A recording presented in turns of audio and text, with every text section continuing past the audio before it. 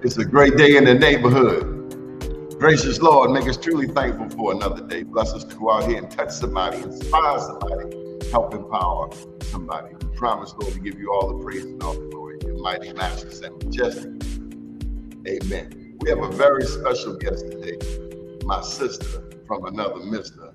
Her name is Beverly Smith. Mama Safe Haven in the house. How you living? Oh my gosh, great, Donnie. How you doing today? I'm grateful. Yes, you are. I'm grateful. How have you been? Peace. I've been doing great. I'm very peaceful. That's good. What is Mama Safe Haven? Mama Safe Haven, we are a nonprofit organization. I am the founder and executive director. In 2014. Decided to be a part of the solution, added to some of the negative things that was happening in DC. I'm from Southeast DC, right here in DC, Washington, Southeast.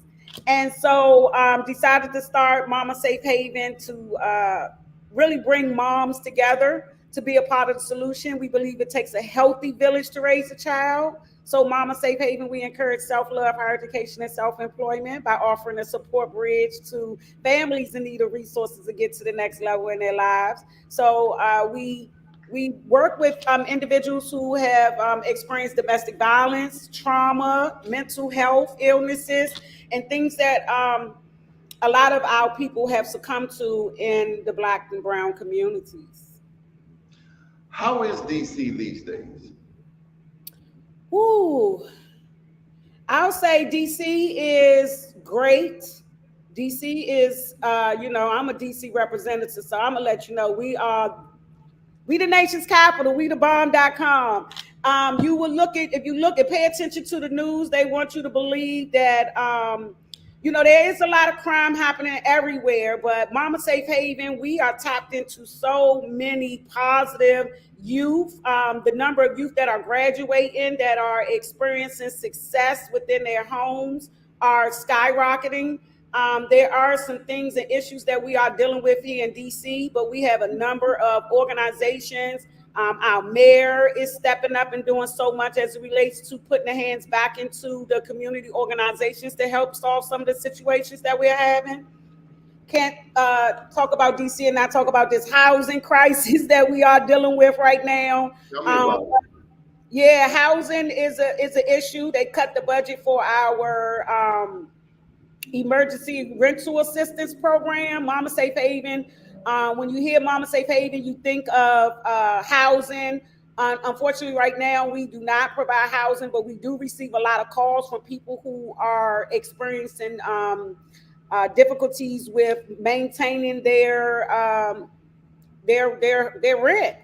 Income is not going up, but the price of living is.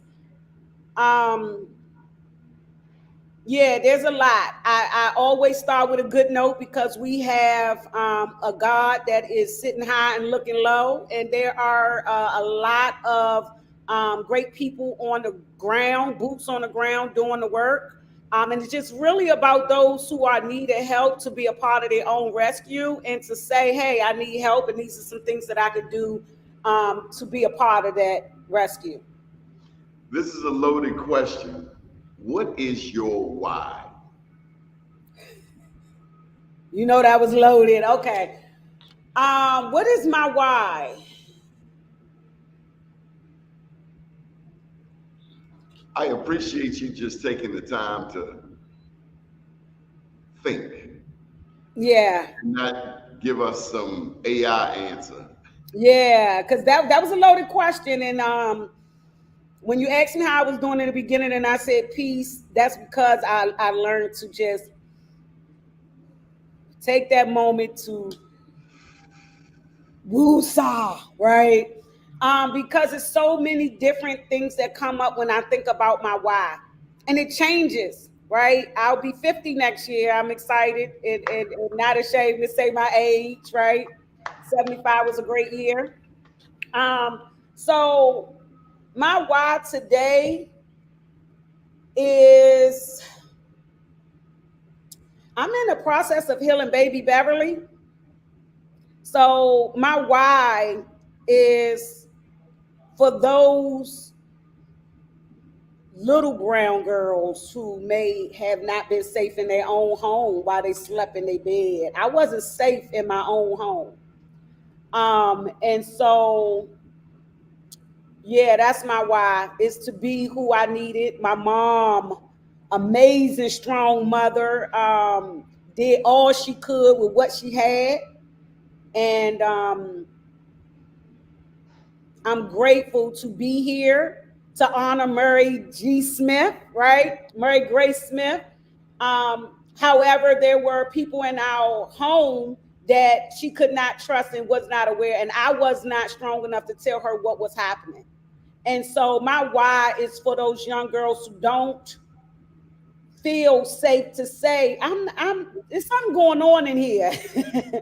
And so that's my why, is to let them know you're not alone. And it's okay to not be okay.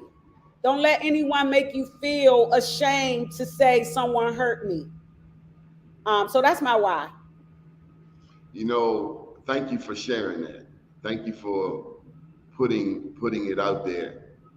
From my perspective, as I've gotten older, I've learned to listen more. Believe it or not, I've learned to listen, and I've met so many women who have shared with me the trauma that they endured growing up, even at the hands of their own fathers. And unless we heal, then we carry it into adulthood, and we can even pass it on to the next generation. So thank you for helping our community, helping all people. And it's Black, it's white, it's Asian, it's Latino. I mean, when I think about the Latinas in America, even quote unquote illegal, they endure. They can't go to the police. Mm-hmm. They're very afraid to go to the hospital, because to reach out for help means getting deported. So thank you for reminding us that we men have to do a better job protecting our women and our children, boys and girls. Yes. So Mama's Safe Haven, it speaks volumes. And just for those who may not know, because of you, we've done, I think, 3 or 4, maybe 5 events in DC. I love coming to Southeast. I'm a huge fan of Mayor for Life. Will always be. That man took time to take my phone calls all the way from Baltimore. Your mayor for life, the one and only Marion Barry, took time to meet with me, to pour into me. And he also helped a friend of mine who is no longer with us, Terry Harrison, who ran for city council over there. I believe it was Ward 7. But Ward 7, Ward 8, Southeast DC, ain't nothing like it. And when I come to DC, it's a different kind, for me, it's a special kind of love in Southeast. Yeah. We've done events at the UPO, the Petey Green UPO. And so Mr. Tyrone and all of your team have just been nothing but love to me. So I love me some Southeast. I love Mama Safe Haven. It's one of my favorite pictures in front of your vein. So thank you. And thank you for persevering when you could have quit. You could have just said, I ain't doing this no more. Right. Yeah. And I'm gonna tell you, Donnie, I would never forget, and definitely want to give a shout out to my sister Joy. It was years ago. I don't want to say how long ago. Probably, I don't want to say how long ago. It was a while back. But it was during Women's History Month that she called me in, and I didn't even know her. Met her on Facebook, knew her through Facebook, and she called me in for a women's history show, and that went great. Met some amazing women who are doing great things, all in Baltimore, doing amazing things, and then I was called in to do Mama Griffin's show.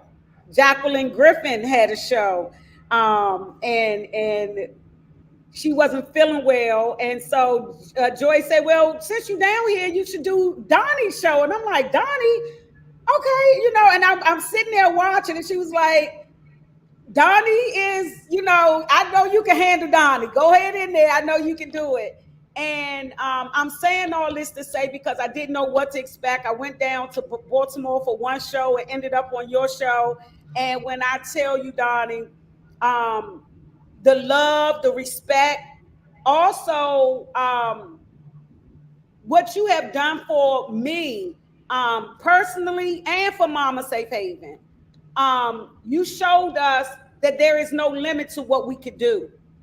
You showed me that I put myself, at that time, I was limiting myself by what I felt I deserved.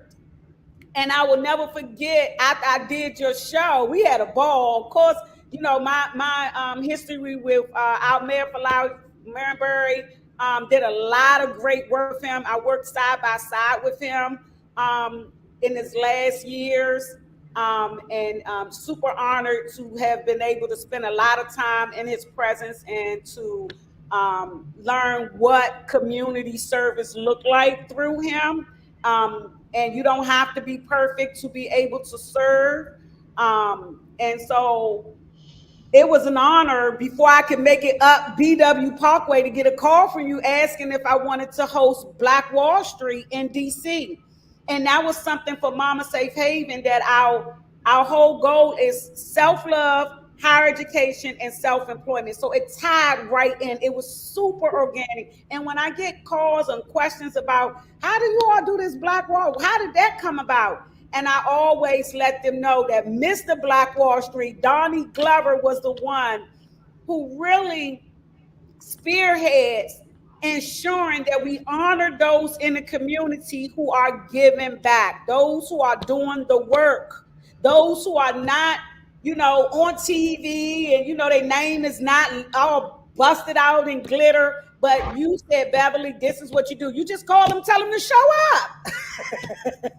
And it was amazing. And we have honored, thanks to Donnie, in partnership with Be More News and Donnie Glover, we have honored over 50 individuals, businesses, and organizations with a Joe Mann's Black Wall Street Award. And I'm telling you, Donnie, like I said, I wanted to share that with everyone and let them know that Mama Safe Haven, we just celebrated 10 years of service in DC community. And we could not do it without Donnie Glover's tenacity and the way he just shoot from the hip. Donnie called me and be like, "Where you at? Get on the show." And that right there is what I really need. And I think that's what the world needs. We need to stop pacifying people. Donnie don't pacify me. He like, "You got it in you. You need to get back, and I'll see you when you get back." And I appreciate that.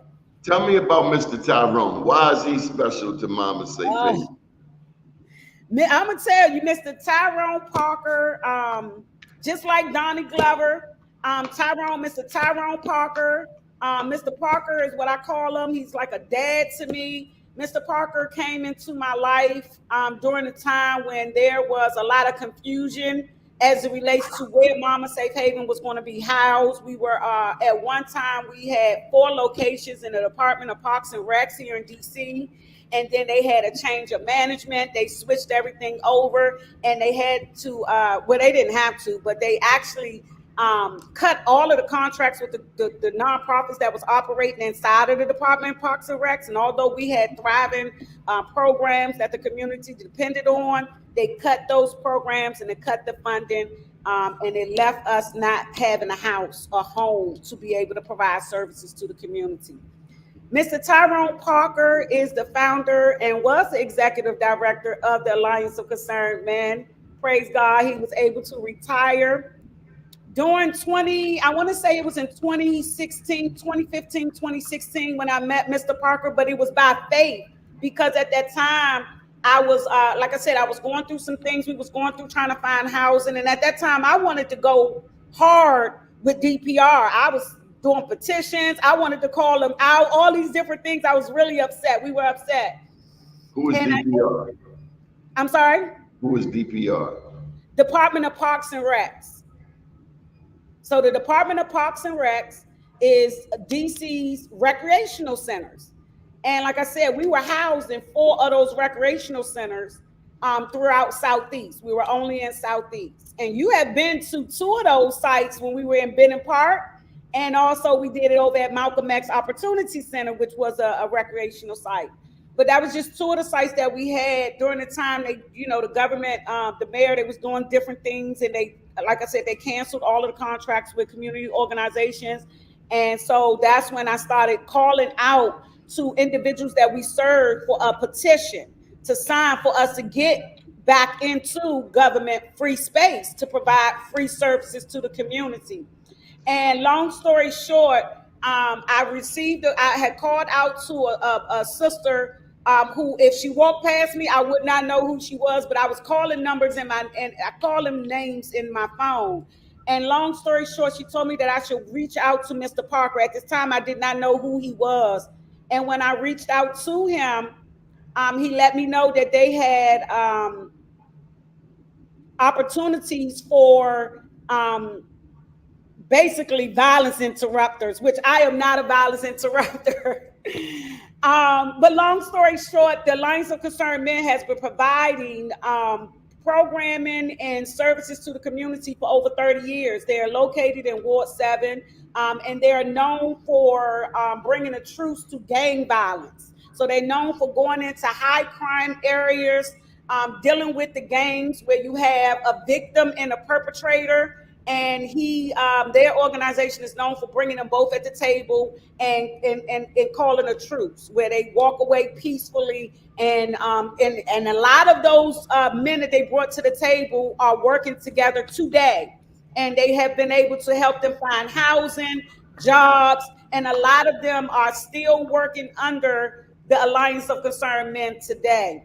And so it was an honor for me to meet Mr. Parker. Once Mr. Parker found out about what we were doing and how our organizations were connected, he then gave me the keys to his building, and we were able to operate our program. Not only were we were partners with the Alliance of Concerned Men, but he hired me to be a first responder, where I was responding to crime alerts in the zip code 232, which is Southeast toughest area, Ward 8. And I was also stationed at Greater Southeast Hospital Thursday, Friday, Saturdays from 6 to 12 a.m. doing bedside trauma. And so Mr. Parker was a mentor to me during that time. There was a lot of things that I learned as it relates to how to operate in the violence interruption, and also how to deal with people. One of the things that I always mention that I learned from Mr. Parker that has helped me is that if you don't, and I heard this all the time from my mom, and you hear this growing up, but if you don't have anything nice to say about somebody, don't say anything, and that right there has carried me, because like I said in the beginning, I was very upset with Department of Parks and Recreation as it relates to what they did and how they just kind of ripped us out of that program. But it ended up being the best thing that ever happened to us. And with me not learning not to put my mouth on them in a negative way, it allowed us to come back around and then receive funds from DPR, because now we are housed in DC housing, taking the footsteps from Mr. Parker, because housing gave them a space that they have been in for over 20 years now. So with that relationship building with the Alliance of Concerned Men and Mr. Tyrone Parker, he has opened so many doors for us, not just the community looking at us in a different way because we're side by side with the Alliance of Concerned Men, but we have been introduced to Mr. Robert Woodson, the Woodson Center, which has landed me to be DC, Maryland, Virginia chapter lead of Voices of Black Mothers United, which is a national organization working with grieving mothers who lost their children to gun violence and community violence. Mr. Parker has opened the door for so many different opportunities, not just for Mama Safe Haven, but for others as it relates to we fall down, but we get up. And it's not about the knockdown, it's about the get up. So Mr. Parker is someone that I can always call to get information, and just someone who, just like with Donnie, Mr. Parker saw something in me, and I just love to hear how Mr. Parker talks about me. And when he talks about me, I always say, who are you talking about? But it is something to be honored by someone who has done so much in the community. And Mr. Parker is that. Tell me about the young man we gave a Black Wall Street Award who works with returning citizens. You remember him? Oh, Eric Weaver. That was the last one that we just did over at the Peter Green Center. And that was a monumental opportunity to be able to present those individuals. We had 10 individuals that we have presented a Joe Mann Black Wall Street Award to. Eric Weaver was one very interesting individual, because Eric is one, all DC native Washingtonians. He's someone who comes from, and he has a whole story background about what his lifestyle was before he decided to come on the other side. But at that time, he was, doing making big money in the illegal world, and actually landed in jail doing time. I think he did over maybe 15 years incarceration. And when he came home, he had a hard time just getting back on his feet without falling into the criminal world, because, like I said, in his mind, he was successful with that lifestyle. And so coming home, he was able to navigate certain things and get through certain things by relationships that he built while he was in, because while he was in, he decided to make a difference, and that carried him out. And so what he decided to do, and super excited about that for our native Washingtonians and anyone who have experienced incarceration and have a felony charge or charges that it's hard for you to get a job. Eric Weaver, his organization is NARC.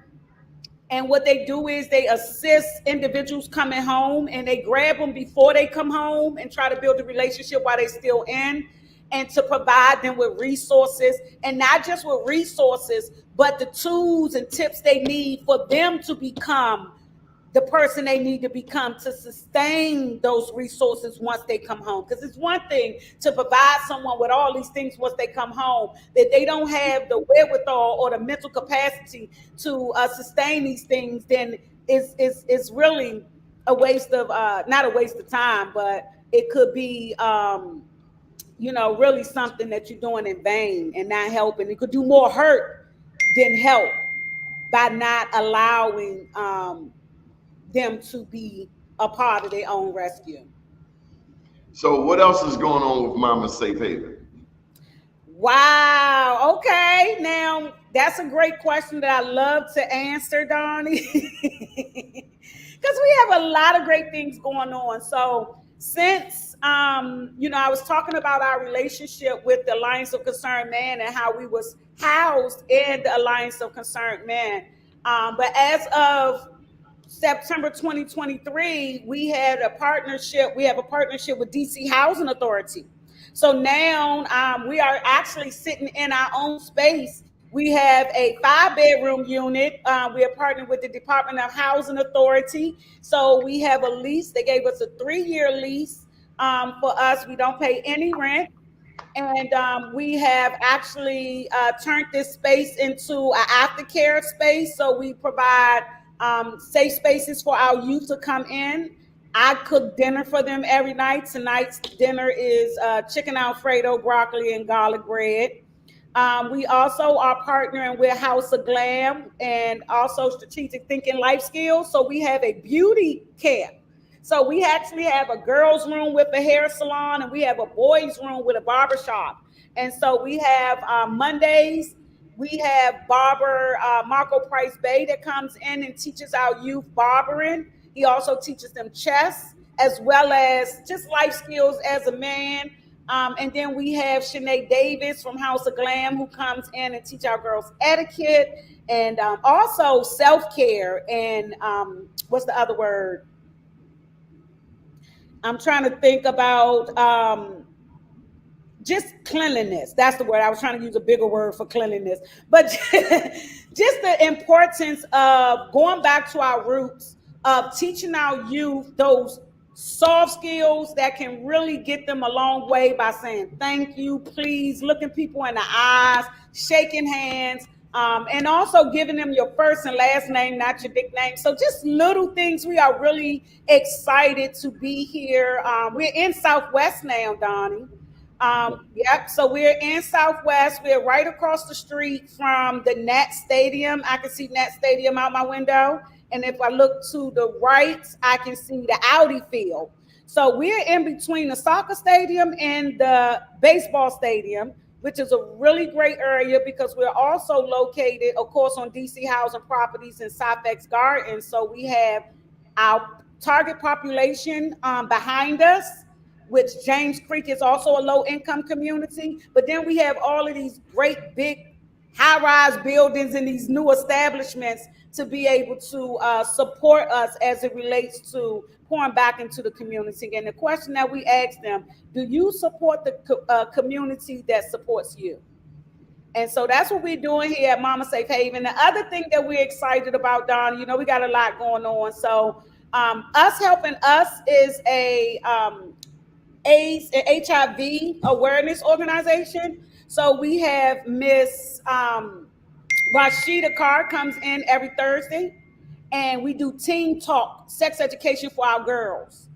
And so we're super excited about that we have been able to uncover and find out a lot of information about what they are being fed and giving them the right information. And our goal is to create change agents so they can have this information to share with their peers, those who don't feel comfortable with coming into a group setting. We also started our parent boot camp. So we're doing parenting workshops. So we have been really working with our moms and our dads as it relates to the communication with their youth and being able to get them the room that they need and the space as well as the tools that they need for them to be productive citizens when they grow up. So we have our healing center. And our film school. So definitely want to give a shout out to Jawan St. Charles. Jawan St. Charles is a DC youth who started with our program through the Marenbury Summer Youth Employment Program. We've been with that program for 8 years, bringing in 50 summer youth workers every summer. And we have 25 of them going to our film program. We're super excited. Juwan St. Charles started with our film program in 2019, which was his senior year. He had went off to college. He went to Dillard University in New Orleans to study film.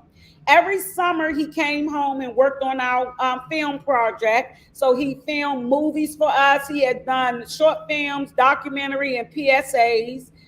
Jawan finished school in September. And in October, he enrolled in the military. Jawan is now, he's from River Terrace, Southeast. He's from Northeast River Terrace.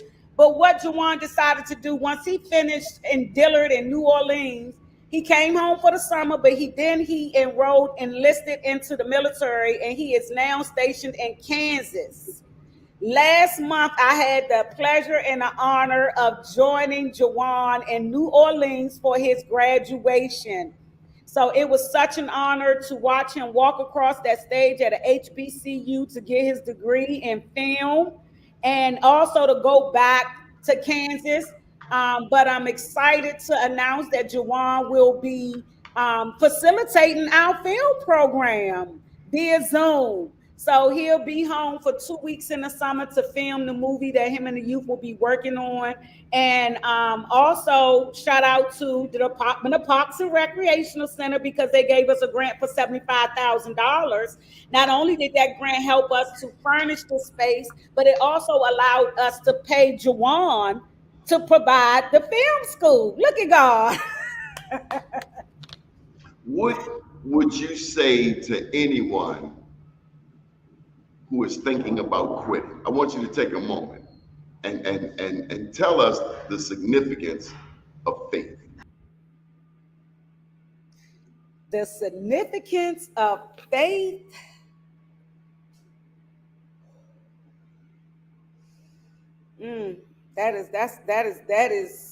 That's it right there. I'm gonna say this.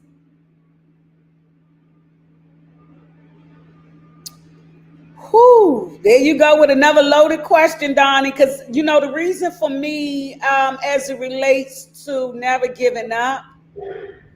You see, I had that posted on the wall as well. Never give up. Self-love, healing center, resilience academy. That never give up, man. I'm gonna say this. I didn't even see that. You didn't see that? Because it's blocked. I just see never. Yeah. That's never give up.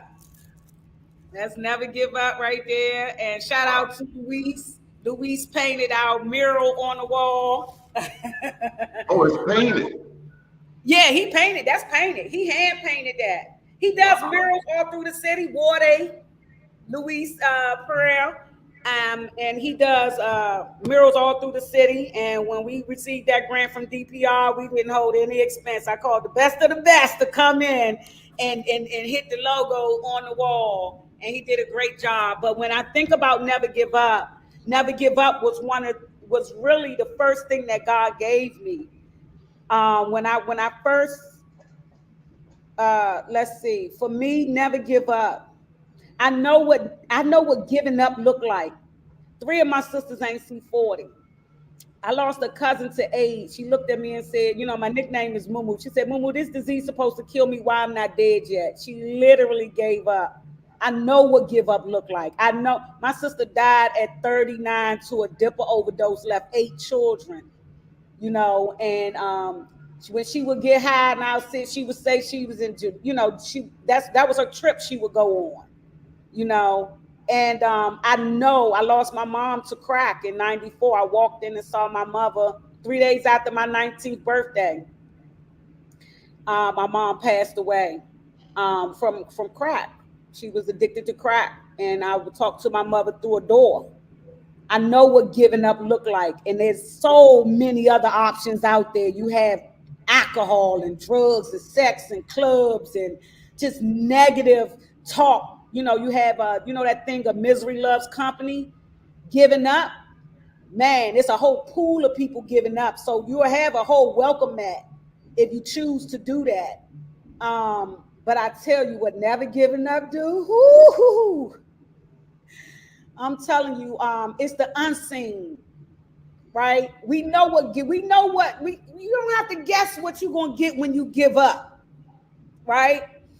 That fear that comes with what if I don't make it? If you give up, you definitely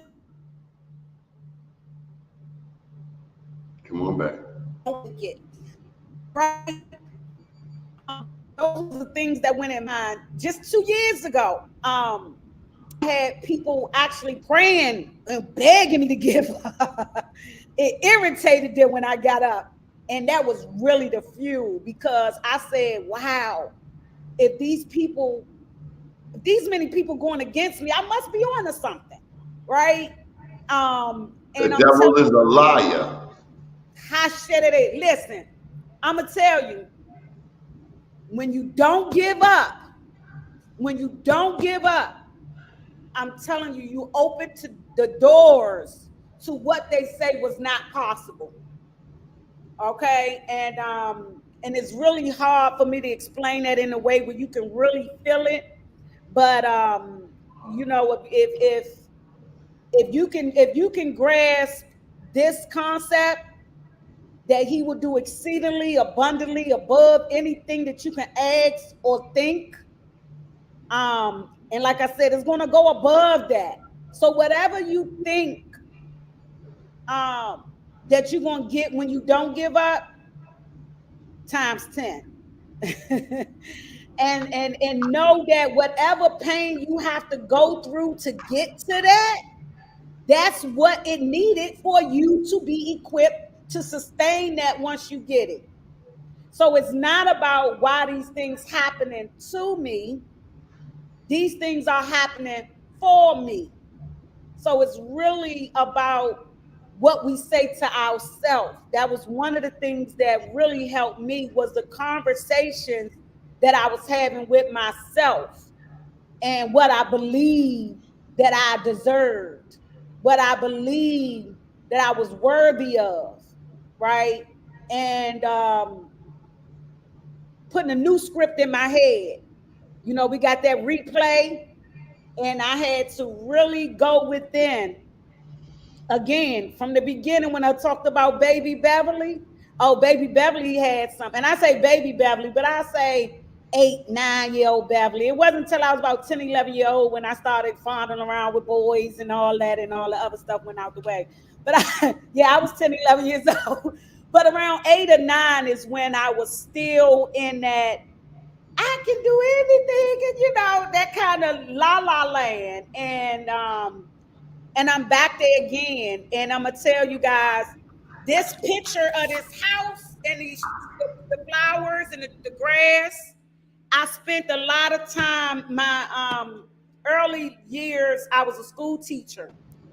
And I spent a lot of times coloring with the children. And I would always draw a house with flowers, the grass, and I never knew that that would end up being a logo for a nonprofit that I'll be operating. But God did, right? And all of those things that I went through was something needed to actually help all of those lives that are attached to this mission. So don't give up. You said it all. You've said it all. This show is about our thinking. It's about mental health. It's about recovering. And I found that a lot of people are recovering from something. Yeah, we are. Mental, physical, spiritual, political, economic, socially, culturally. America, the world, anywhere in the world, somebody is going through something. They say you either coming out of a storm, yep, or on your way to the storm. So faith is obviously an important part. Okay, the pain we carry. What's that about? Healing from what? This is a book, Healing from Complex PTSD for Color People.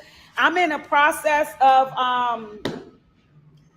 I have a curriculum that I created, a resilience workshop. I have a resilience. You see that Resilience Academy? It's a real thing. And so I went to Hawaii for the 21st annual trauma conference and was enlightened. I'm telling you guys, being able to step outside of your comfort zone opens the doors to so much. And that I call it a retreat. It was a conference.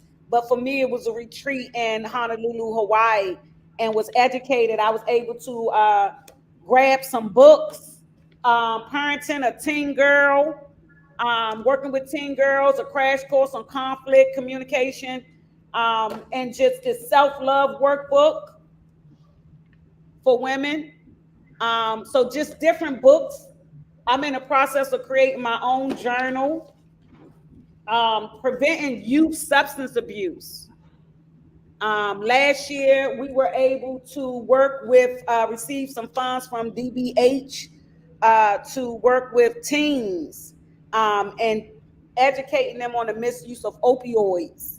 And that was a very successful program because we were able to create a PSA of information to go out with our youth. And these were 14-year-olds. So again, working with the Marenbury Summer Youth Employment Program, we brought in 30 14-year-olds and we worked with them for 6 weeks and educating them on the misuse of opioids. And this year we are actually working on another grant to expand that out, where we can also provide temporary housing for our youth and families who have substance issues, and these things that comes in between our greatness. I really feel, I lost a lot of family. Like I mentioned, my mom was addicted to crack, and I lost her in '94. I lost a sister to dippers. If you don't know what that is, it's I know what it is. That's when they take either cigarettes or weed and they dip it in that formaldehyde. That's it. And I just want to let people know that you can overdose. That is what's listed on my sister's death certificate. And so I lost a brother. He did 30 years in jail. He got locked up when he was 19, came home 3 months shy of his 50th birthday. My brother wasn't home 3 years, and came home addicted to drugs and did not make it off that box. You know, they put the box on his leg, and John had that box on the whole time, and ended up dying from a drug overdose. He had popped a Molly, he popped the pill, and all of his organs shut down on him. And he never walked back out of that hospital. And so when it comes down to never giving up and resilience, it's really about, you know, suppressing. I really feel like, because I am in recovery, I'm not going to mention all of that and not sit here and act like it wasn't something that I have dealt with as well. Marijuana is a drug. Okay, I'm in recovery from marijuana, and it's so crazy because when I went in, when I was in AA, and you hear all the different things, and when I mention marijuana, they looking, girl, that's all. And so it all depends on who. You know, somebody can sit and smoke marijuana and be okay, or somebody else, it could be addictive where you don't know when to say when, where it could get in the way of things that you need to get done. And that was what it was, and being honest with that. But what I realized a lot of times for me, and not speaking for anyone else, but it really was a part of my fear of my success, or what it was going to look like if I did succeed. So it was sort of like a little self-sabotaging that I was going on. And also as it relates to just looking at my family and the different skills that they had, very talented, influential people, very powerful. When they spoke, people listened. My mom was very powerful, but it was just that substance abuse, that substance that came in and snuffed them out. The same thing with my cousin with AIDS. She always had a job with a uniform, whether she was a postal worker or a security guard. Beautiful, tall, dark skin, strong, smart sister. And yeah, I'm going down a whole little tale, but it's really like you said about that mental illness as it relates to making sure that we can sit with ourselves. So that was one of the things that I had to do, was that shadow work and deal with me. And that was one of the things that I was using marijuana to cover up, was me sitting by myself. Once I found myself by myself, it was these different thoughts that would come out that I wanted to mask, but I had to deal with. I had to pull out my journal and write it down. You know, if I took would fall asleep, take a nap, I woke up and wrote down what that dream was. It was whatever I had to do to get to the bottom of what that thing was that was attracting all of these people that I felt like I had to, I had loyalty to. But it's like,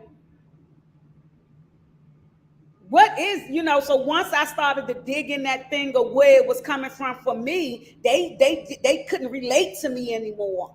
It wasn't me cutting them off, they cut me off. So that mental part, even as it relates to the things that I wanted to do before, my body rejected it.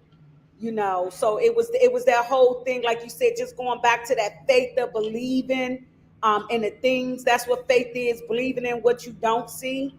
And that's what it was. I believed in the Beverly that I'm looking at right now.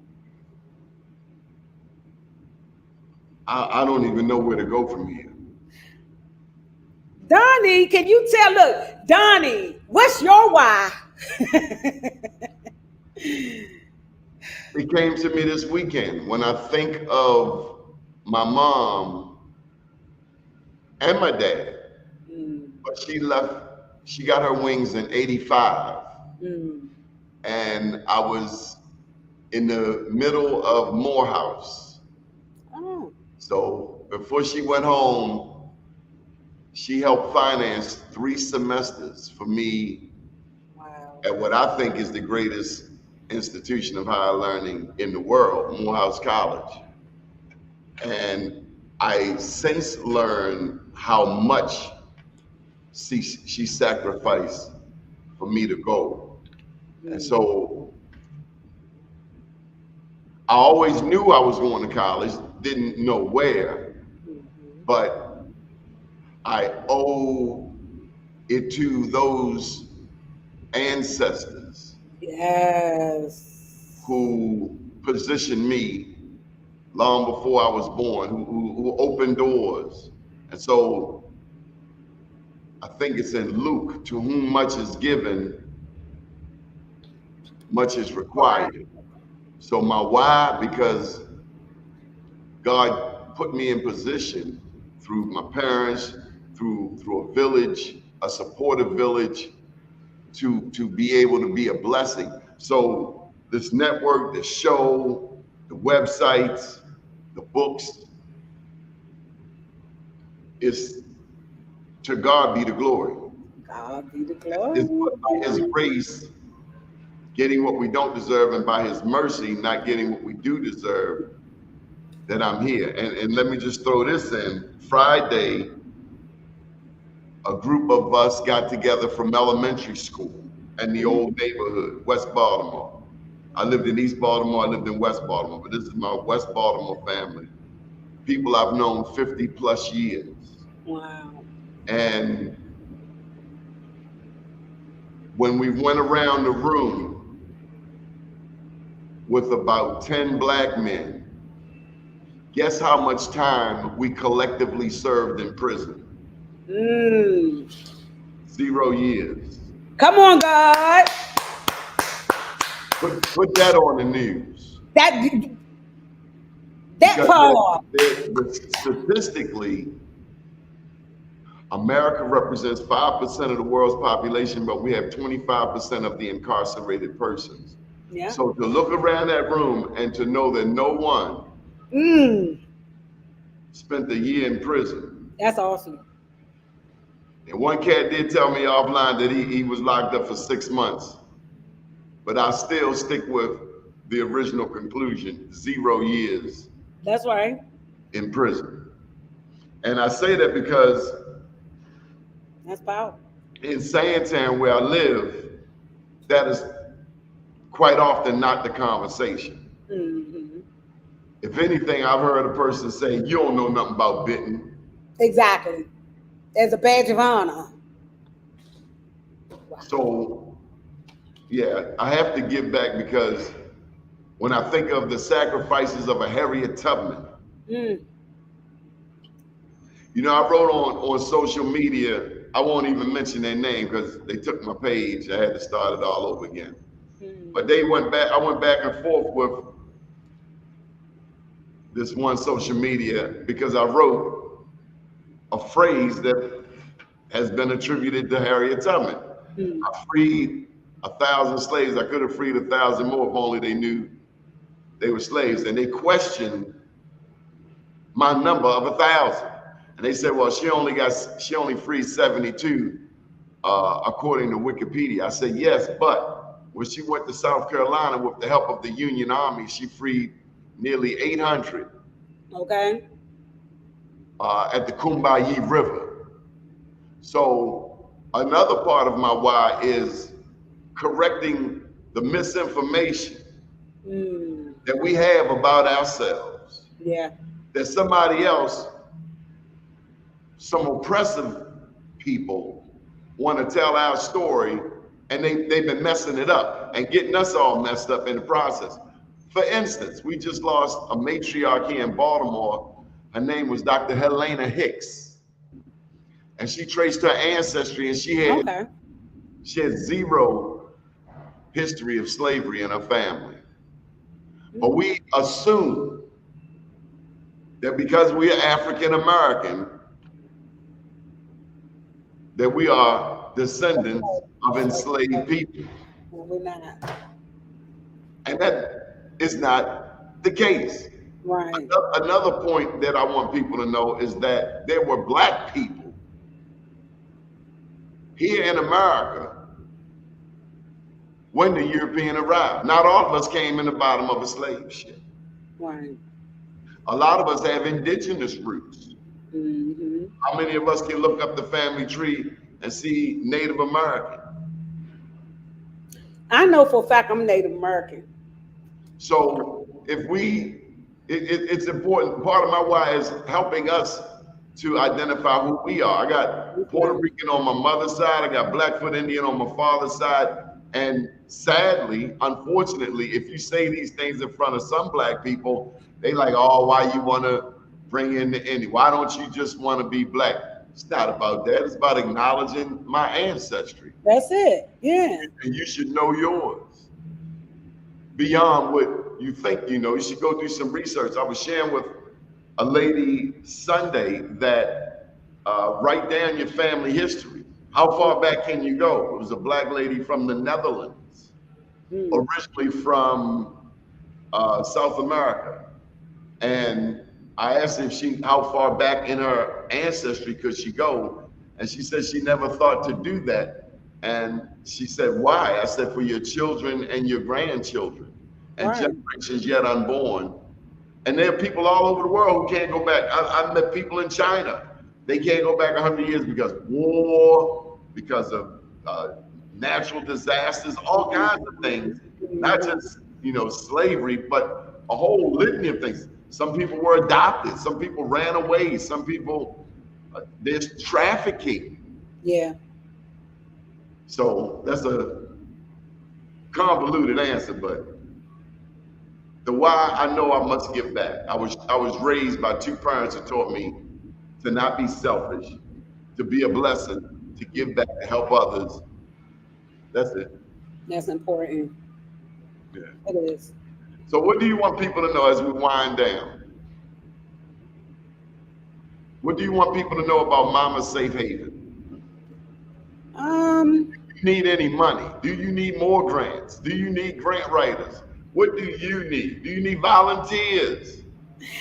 I need, you know what we need at Momma Safe Haven? We need for people to be a part of their own rescue. We need for you all, to help Momma Safe Haven is to help yourself. We in that business right now where we in the business of helping others, right? Our cup runneth over. And not even in the sense of like, oh, we got our, $1 million budget. No, we're not even in the 6 digits. But I say that in the sense of, I really feel that there is nothing missing, nothing lacking, and nothing broken in our lives. That's really a part of that peace that I'm feeling as it relates to all we have is to give, right? It's so important. Our world is so in need of love. People need love. Everybody got their hand out. Everybody looking for something. And Momma Safe Haven, we just want to give you some love. That's what we want to do. If y'all hungry, we cook dinner every night. We doing Alfredo and broccoli. So we're really an organization that want to help others be a part of their own rescue. Because we really in the business of nothing missing, nothing lacking, and nothing broken, because we have everything that we need.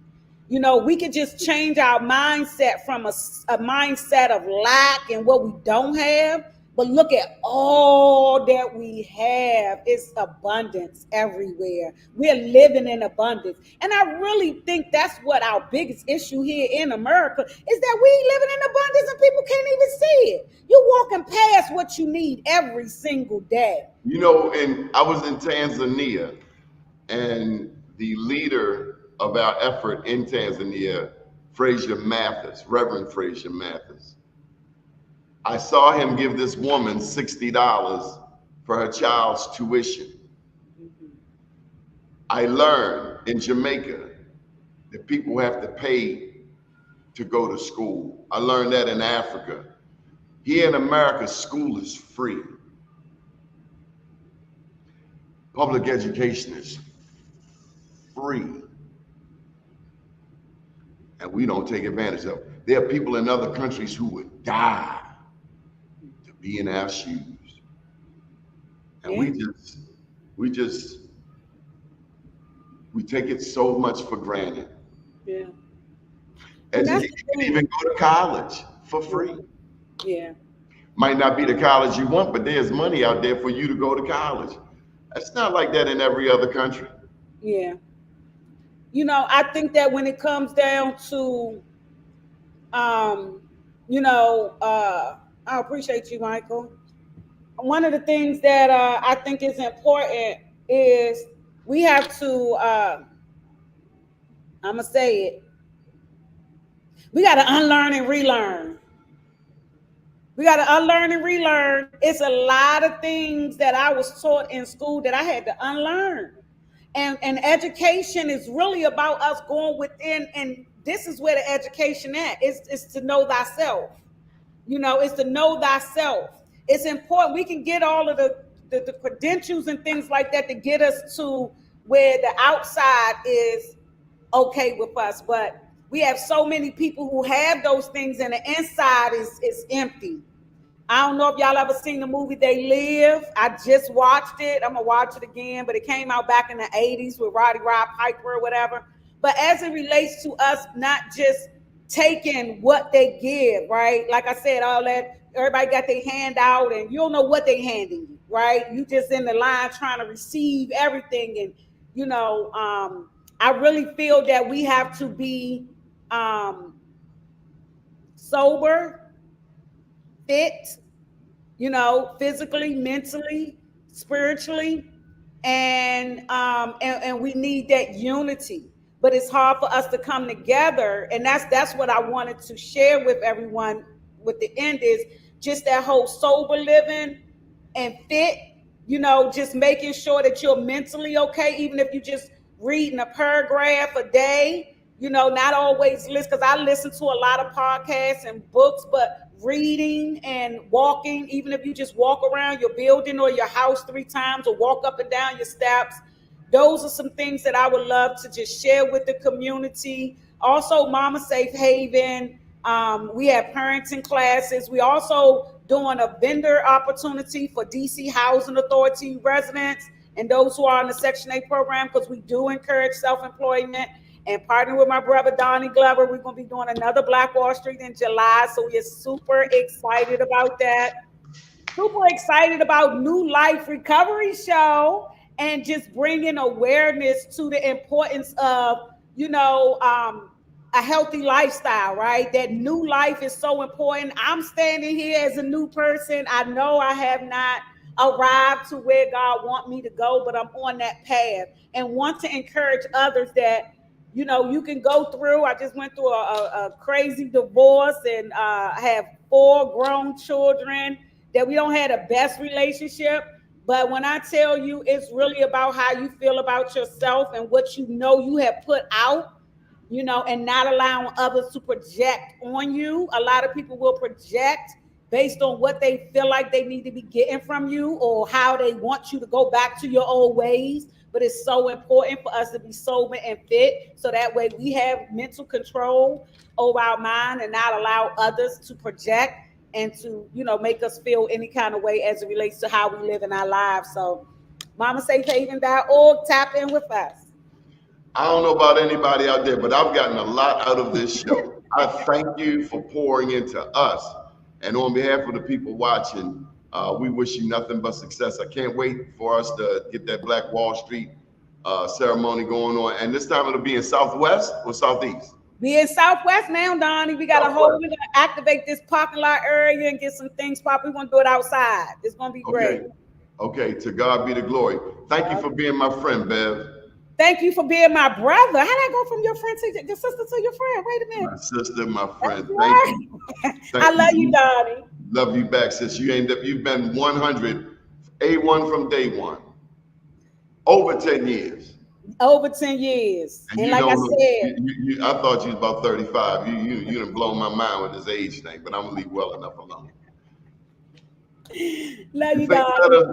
You do better. Yes. Until next time. We'll be back Wednesday at 12 noon. Good afternoon.